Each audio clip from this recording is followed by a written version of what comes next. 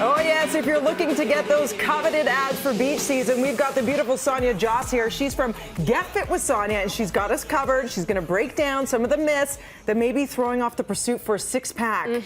So let's begin with those myths. So one of the most common things that I find with my clients is that people think that you can spot reduce from your belly. So they're like, you know, I love my hips and I love my curves, but I just want to get rid of that belly fat. Like the Kim Kardashian there photos you go, where you're just like itty bitty in there. Yes. Exactly. So you can't do that. Okay. If you want to get rid of fat from your belly, you need to get rid of fat head to toe. Okay. So an exercise that you can do that's really effective is actually what we call the plank. Okay. It burns calories, it works the body head to toe, and we're actually going to do a little demo right here. We've got the beautiful Megan. Hi, Megan. Who's doing crunches. We're going to switch over into a plank if that's okay. So how do you properly do I find people do it so many different ways, even on this show. Let's talk through form a little Okay. bit. So what we're going to do is we are going to make sure that our shoulders are stacked on top of our elbows. So we don't want to be too far forward, and we don't want to be too far back either. It's really that alignment where we've got that shoulder and elbow stacked right there. There's also the hands I notice here are clasped together. They can be clasped or they can be put on the floor flat. Okay. That's flexible.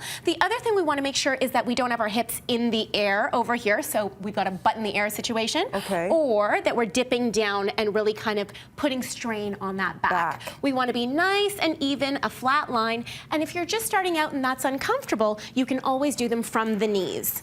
There we go. Nice. So that's still going to engage the core. You want to be breathing in through the nose, out through the mouth in a really controlled fashion.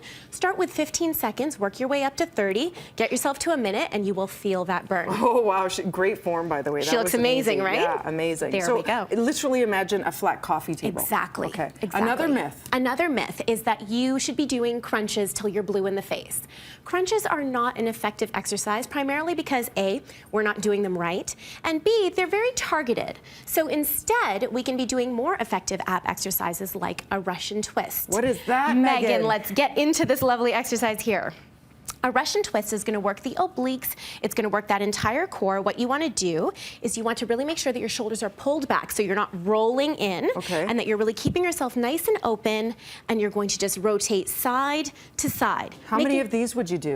Again, I really like to do things interval style. So I would say put the timer on for 30 seconds and kind of work through it in a really nice and controlled fashion. Take a breather for 15 to 30 seconds and then go back at it again. I see people do this with the ball. So you can do it with a ball and you can do it with weights. What I would suggest is that you really work on form and technique first, making sure that you're not swinging. What can happen sometimes is when you're using a weight is really heavy and you start to kind of go concave and you start to kind of swing around. Yeah. But you'll see with Megan, she's keeping it super controlled. For this and the plank, is Megan contracting her abs and her bum or no? So not really the bum, but really it's keeping your shoulders back and keeping that back flat. That's going to make sure the entire core is engaged and contracted. Great job, Meg. Next one. So another myth is that you need to be working your abs out on the daily. People think that if you want ab definition, you need to be doing it every single day, otherwise you're not going to see abs. The reality of the situation is everybody's body is different. Some people need to be working out more, some people need to be working out less, and it also really depends on your diet. Yeah. So an exercise that's really effective is actually a mountain climber. Okay. Let's go into a mountain climber position. Meg, aren't you tired yet? My God, She can work out for hours. Amazing. So a mountain climber is a really great way to kind of get that body working on a daily basis if you want to. Okay. And what we're going to do here is we're going to tuck that knee in.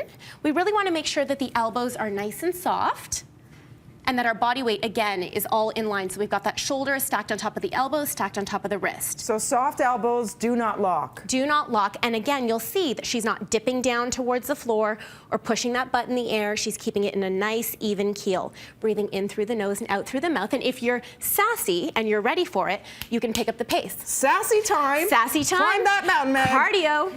She'll be coming around when she comes. So happy she's doing it and we're not. Oh my gosh, seriously. She makes it look so easy and it's not. It's So not. how long would you do this for? Same thing. Let's put the timer on for 30 seconds. Okay. Take a break for 30 seconds and bang it out 4 to 8 times. Nice, nice. Next. Next.